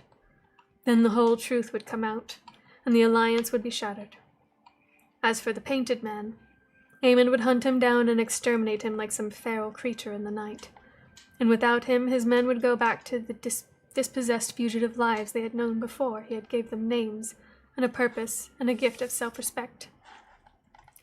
My son would never know his father, save in tales of some kind of monster. Then our family would indeed be destroyed. The prospect chilled my blood, and there were the fair folk. You must not risk the alliance, the lady had told me. One could not lightly disregard such a warning, but my mother deserved the truth, and in her own way she had asked me for it. The question was not so much did they trust me, as did I trust them. Bran had dismissed trust once as a concept without meaning. But if you could not trust, you were indeed alone, for neither friendship nor partnership, neither family nor alliance could exist without it. Without trust, we are scattered far and wide at the mercy of the four winds with nothing to cling to. At the edge of the forest, I sat down on the stone wall that bordered the outermost grazing field and made my mind still. This was difficult, for my thoughts were filled with urgency. I need a sign, a clue. Why isn't Finbar here? Him I could ask without fear. I slowed my breathing, and let the small sounds of the forest and farm fill my mind. The rustling of spring leaves on beech and birch, the calling of birds, the creak of the mill wheel, and the gentle splashing of the stream. The plaintive voices of sheep, a boy addressing his flock of geese. Get up there, stubborn creatures, or I'll give you what for, the gander's hawking response. The sound of the lake water lapping the shore, the sigh of wind in the great oaks. Whispering voices high overhead that seemed to say, Sorsha, Sorsha, oh little sister. When my mind was quite still, only then I reached out for my brother. Sean, I hear you, Leiden. I'm coming home. What of our mother? Are you far away? Not so far. Will I be too late? You must be here before dusk tomorrow. Even the voice of the mind can weep. Can you be here by then? We will be there. In his mind, he put his arms around me and held me close, and I sent him back the same image. That was all. Leiden. This was not my brother's voice. Uncle. My heart thumped. Where was he? I'm here, child. Turn around. Slowly I got up from the wall and turned to look back down the path into the forest. He was hard to see, not so much a man as another part of the pattern of light and shadow, the gray and green and brown of trunk, leaf, moss, and stone. But he stood there, barefoot on the soft earth, still clad in his ragged robes and dark enveloping cloak. His black curls tangled around a face white as chalk. His eyes were clear, colorless, full of light. I'm glad you are here. She asked for you. I know, and I have come, but I think I will need your help. I felt his fear, and I knew the courage it had taken to come this far. I will take you in. What do you need? I fear to be touched. I fear to be confined, shut in. And there are dogs. If you can help me with this, I can stay for long enough, until dusk tomorrow. I am honored by your trust, I said aloud. This cannot be easy. My weakness shames me. It was indeed a long curse the sorceress set on me. It has compensations of a sort, but I would not expose my frailties to my sister or to my brothers. It is not pity I seek, merely assistance, to be strong enough for her. You are very strong, I said quietly. Another man would not have survived so long, would not have endured it. You, too, are strong. Why do you not ask me what you wish to ask? Because it seems selfish. We are all selfish. It is our nature. But you are a generous giver, Leiden. You hold those you love very safe by any means you can. Later, I will show you how to see what you long to see. Now I think we must go in. Uncle, I said aloud rather diffidently. What is it? Why do you reveal your fears to me when you conceal them even from your brothers? No man wishes to be weak, yet my weakness is also my gift. What is commonplace in one world may be a source of terror in the other. A closed door, the baying of a hound, and yet what is a mystery in this place becomes clear and simple in that order. It is an image and reflection, reality and vision, world and other world. I show you my fears because you can understand them. You understand because you have the gift. You are not burdened as I am, but your spirit recognizes the pain and the strength such knowledge brings. You know the power of the old ones and how it works still in us. This gift, the sight, the healing mind, it comes from them, from our ancestors. It comes from the Fovra woman, Ethne. I knew this thought for truth the instant it came to my mind. It is very old, very deep. As deep as a bottomless well, and as deep as the darkest recesses of the ocean. Like them it bides its time. I shivered. Come, said Finbar, trying out his voice, which is clearly seldom used. Let us be brave and make ourselves known. And we set off across the field to the house. There was an awkward moment when folk from the kitchen and stables came out to stare, and a hound barked, and my uncle's mind communicated to mine without a sound, a state of heart-hammering, mind-numbing terror, a paralyzed instinct for flight. I sent out a swift, silent call. Connor, Uncle, we need you.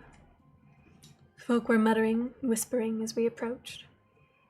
A man had his hand on the dog's collar, but it was growling and snapping, as if some wild thing had come within reach of its jaws. I did not know how to quiet a hound with my mind. Beside me, Finbar froze where he stood. Look, that's the man with the swan's wing, a child spoke out, clear and innocent. The man in the story.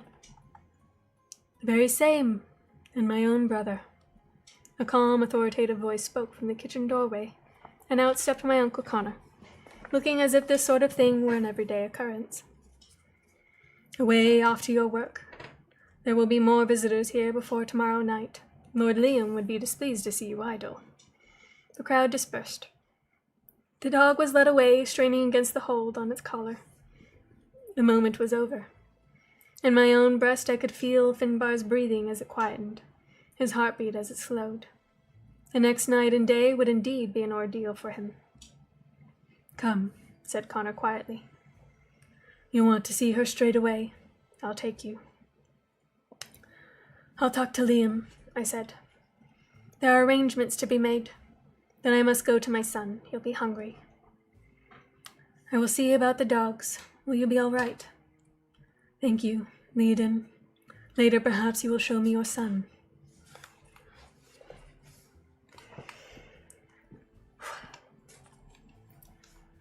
Liam was surprisingly understanding, especially since I interrupted a meeting with his captains to speak to him. Orders went out immediately that all dogs were to be confined to the kennels, or kept in the stable area for the next night and day at least, and that folk were to keep themselves to themselves and leave the family alone. Liam's own wolfhounds were chained even as he spoke, and led off to a temporary captivity with reproachful looks on their long whiskered faces. You're a good girl, Leiden, said Liam, as he returned to his meeting. From him this was rare praise. He was not a man much given to expressions of approval. I wondered how good he would think me if I told him the truth. Thank you, Uncle. It was getting late, almost dusk. There was only one day left, and I longed to be by my mother's side, sharing this last time with her. But as the wheel turns and life slips away, so also new life makes its clamoring presence known, reaching out urgent for recognition, eager to move forward on its path. My son could not wait. He was awake and hungry, and I sent the nursemaid away to some supper and sat down to feed him. The copper bowl was ready, half filled with warm water. But the girl had not bathed him yet, knowing I loved to perform this task myself. I opened my dress and offered him the breast, and he latched on and sucked with vigor. One small fist beating gently against my flesh with its solemn gray eyes watched me intently. I hummed under my breath, feeling that odd sense of quiet that comes with the letting down of the milk, as if some power inside bids you to be still while the child drinks its fill. Later I would take Johnny down to see my mother, if she were still awake. Now it was her time with Finbar, and they were best left alone. She had many farewells to make, but that might be the hardest, save one. After a while I moved Johnny across to the other side. He began a protest, then clamped his jaws on the nipple and commenced to drink again. For a small baby, he had a hearty appetite. I thought about Connor's suggestion that I might go to the Nemetons, that both I, and in time my son, might join the wise ones. I considered the instructions of the fair folk. No more going off on your own. The boy must stay in the forest. In neither vision of the future was there any place for my child's father. Johnny was asleep. There would be no bath tonight. Janice said as I bathed him too much anyway. It was unnatural for a child to be so clean or spend so much time in the water. What was he, she joked, a son of Manannán MacLír, the sea god? But I laughed off her comments. For Johnny loved the water so much, loved to float, to give himself into its warm, supporting hold, to move his small limbs against its supple, changing surfaces. I could not deny him this small pleasure, and I promised him that in the summer we would go swimming in the lake. When he was older, I would teach him how to jump off the rocks and swim to the shore, as I had done long ago with Sean and Neve. I would show him you could lie there with the sun warming your back, and the ancient stone holding you, and trail your fingers in the clear water as the silvery fish swam by. You'll like that. I fastened my gown and got up, thinking to put the babe in his cradle. But as I passed the bowl of cooling water, something flashed across its surface. Evanescent as a rainbow, quickly gone. Had I really seen it? I moved closer. Johnny, warm and relaxed in my arms, and stared down into the still water. I made myself quiet as a standing stone, quieter than the deepest thought. The water was moving, shifting, as if about to boil, but there was no heat in it. I sensed the door opening and closing silently behind me, but I did not turn. Good. So you did not need me after all. I knew Finbar was there in the shadows, but still I remained motionless. The water began to swirl, sunwise, as if changing itself in circles. I felt my head swimming. Then, as abruptly as it had begun, the movement stopped. I gazed into the bowl. The image was small, but clear. A child's hands making patterns in the sand. The picture tilted, became wider. The child was in a cave, with light filtering through from above, painting the scene in many shades of gray and blue. A cave by the sea, a place where water washed gently in and out, and you could hear the far-off cries of gulls. This was a place where many margins came together, a secret place. Within the cavern, there was a tiny, soft beach, where the child sat playing quietly as a woman watched. I could not tell if this child was boy or girl. It was maybe 2 years old, and had a cap of dark red curls, and milk-pale skin. The woman said something, and when her child looked up, I saw its eyes, which were deep and dark as ripe mulberries.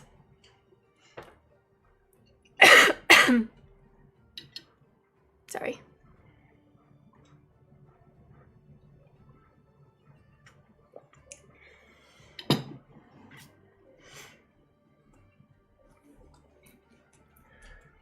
The woman was so thin her bones showed through her skin. She was slender and frail as a winter birch. Her hair was a faded red gold, hanging loose down her back. She watched the child closely, that it should not venture too near the water. And after a while she moved to sit on the sand close by the little one, and began to add her own patterns to those already inscribed with such care. Her blue eyes were shadowed, but as she watched her small charge, her wasted features bore an expression of such joy and pride that I felt tears running down my cheeks. The woman was my sister, Neve. Then, suddenly, something else was there. A force, a power such as I had never before encountered. Woman and child played on unaware, but something was pressing out against me, as if a very strong hand had been placed against my thoughts, as if a barrier had been thrown up to block my vision. No, it said a voice. Keep out. And with that, an image was gone. And I was simply standing there, staring foolishly into my baby's bathwater. Shivering, I decided I did not want to let go of my son after all, and I backed away from the copper bowl and sat down in my chair, cradling Johnny warm against my shoulder as he slept on. He made small, snuffling noises as if to reassure me. From the edge of the room, Finbar watched me.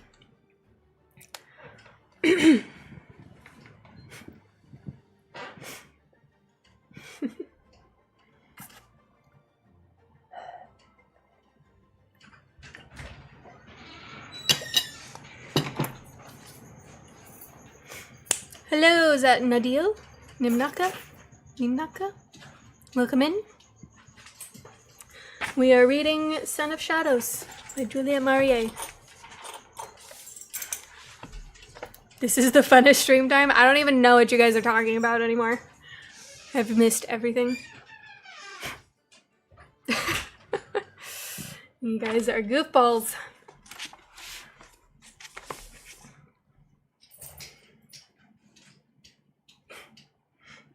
My voice is starting to fade, so I'm just gonna warn you. Oh, let's do like another 2 pages, and then we can continue next week since it's getting late. I see you, Maddie. I see you. We don't even know what's happening in chat anymore. I see you. Maddie has brought in the chaos.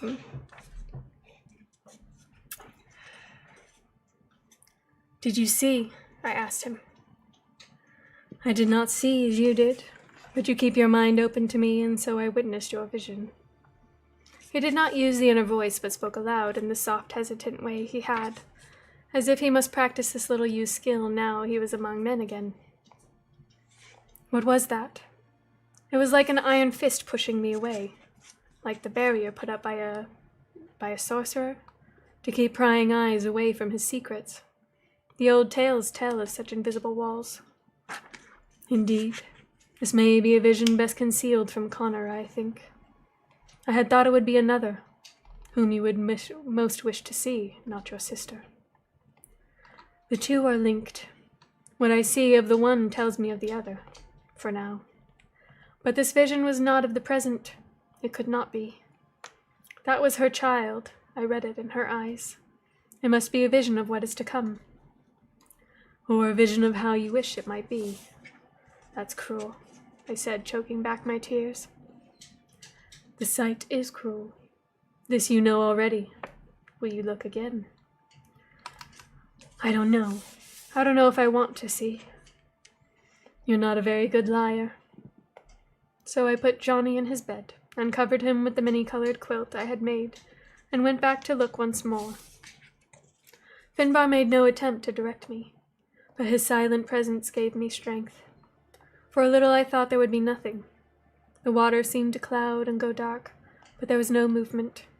It lay still as if long untouched. Truth, truth.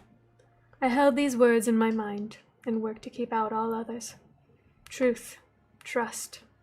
I closed my eyes, and when I opened them again, there was another image on the smooth surface of the water. Tiny pictures, changing and changing. They were fighting in a strange land under a burning sun. Bran grimaced, ducking as a whirling axe flew past his head. They were in a boat, traveling swift through merciless seas. Gull held the tiller, grinning into the salt spray, and the sail creaked in the gale. Bran was bending over a man who lay sprawled on the deck, a man whose neck and shoulder were heavily wrapped in blood-stained linen. "Can't you make more speed?" Bran shouted. "If you want to end this voyage on the bottom of the ocean, I might manage," Gull retorted. Fancy a life among sea monsters. Then they were on the shore and digging a hole under trees. They were lowering a limp form into the earth. Other men stood around, silent. The soil was shoveled in, the ground leveled efficiently. "You should have let Leiden stay," someone said. "She'd have known what to do. She'd have saved him." There was the sound of a bellow in Bran's voice, the tone savage. "Shut your mouth." The water went dark again, and I thought that was all. But there was one more image to come. They were back in that place again, the place of the ancient ones, and the two of them were outside on a warm spring night, keeping watch while the others slept in the shelter of the barrow. Maybe it was now. The moon was full, and I could see their faces clearly, dark and light.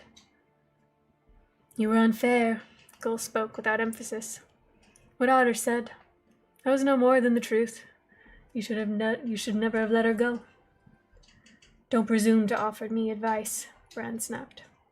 "At least I did not silence her with the knife. You know as well as I that there's no place for a woman here." "This is different, isn't it?" "How can it be? How could she live as we do? Besides, she is the daughter of 7 waters. Her father turned his back on his land and his people. For his own selfish reasons, he was not there to protect them. Ironic, isn't it? I owe to him my complete failure to be a suitable mate for his daughter. He knew little. He little knew what he did when he walked away from Harrowfield." "So you care nothing for her, is that it?" "I don't need another lecture," Bran said wearily. "And that's why we went racing back the moment you believed her in danger." There was no reply to this. Well, Gull was not going to give up. "You presumed too much. There was a job to do and we did it, that was all." "Uh-huh. And what of the job your brother wants you to perform?" "Her brother wants you to perform." "You'd be crazy to agree with that. That's no less than a suicide mission."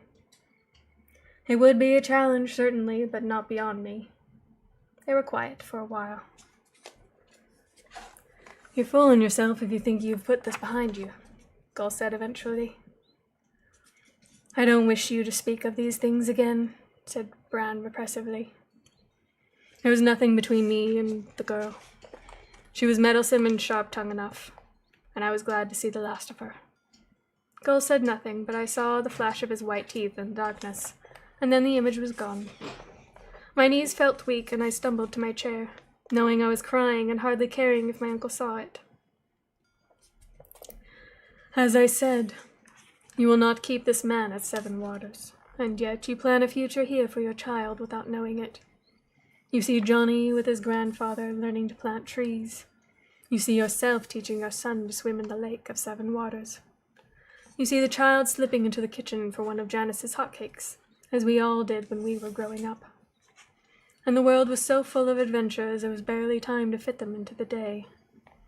You see Connor showing the boy Ohm signs on the carven stone. The child is the key. Your thoughts. You recognize this. There is no place in his future for this man." "How can you say that? This is his father." "The man has served his purpose. I am sure that is what Connor would say." I was unable to respond, bursting with my sense of outrage and injustice. I was forced nonetheless to recognize the terrible wisdom of his words. "It is what the fair folk told me. But what do you say?" "Ah, only that there will come a point where you must make a choice, and that choice will be all your own. Do not think me heartless, Leiden. I see more than you think. I see the bond between you and this man. I see that he is your mate. How can you choose without a loss that rips out your heart?" Okay, that's the chapter break.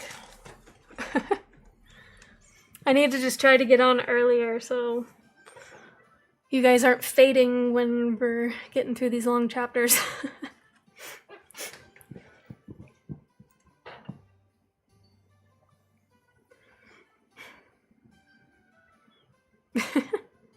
Fading, yep. Well, because some of the tavern goers get sleepy.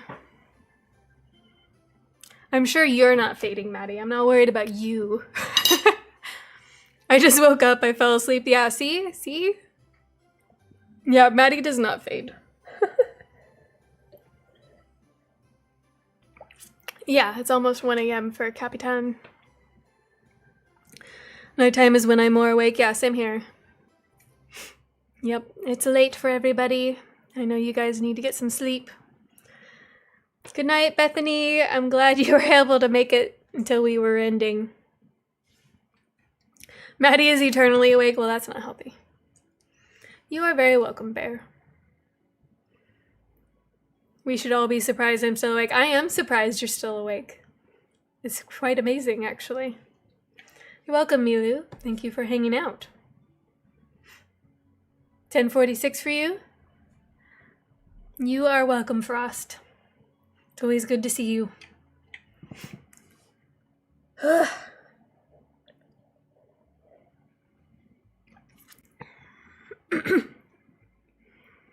Yeah, it's surprising a few of you are. I've gotten better about not passing out during streams. Yeah, I feel bad though. I'm not trying to make you stay up super late. I'll smother myself with a pillow then. Don't do that. Don't do that. 2:45 in the afternoon. Yeah, you could listen to this for hours. I don't think my voice could handle it. I don't know what's going on today. I wasn't feeling very well this morning, as I missed my chat with the ladies, and I don't know, I guess my throat is suffering for it.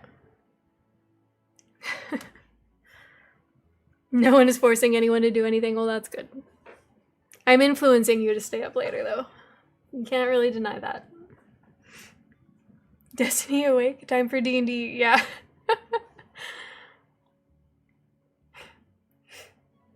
Rude, accurate, but rude. There you go. What's funny is when you guys raid out, then they raid out, then you wake up at 4, and you've gotten random gift subs from people you've never heard of. Yeah, I mean, that's kind of fun, though. And then you get all these cute little emotes, right, to use. We should actually raid out. Let me see where that tab is. Honey, do you... Oh, wait, there's Twitch. Nope, just kidding. It's not it. Okay, TikTok is in the way. There we go. Alrighty. Following. Alright. Falcor is streaming, so we'll go ahead and raid her if I can find the button. Go give her a hello and good night for those of you that need to go to sleep. Her stuff is relaxing, so should be good for going to bed anyway. But thank you guys for hanging out. I hope you're still enjoying the story. It's not as fantastical as the first one, but still a good story in my mind. So hopefully you guys are enjoying it too. You're very welcome, Faywitch. I'm glad you were able to come in tonight. All right, let's go raid Falcor. Thank you so much. We'll see you guys again soon. Very good, Kemian. Here we go.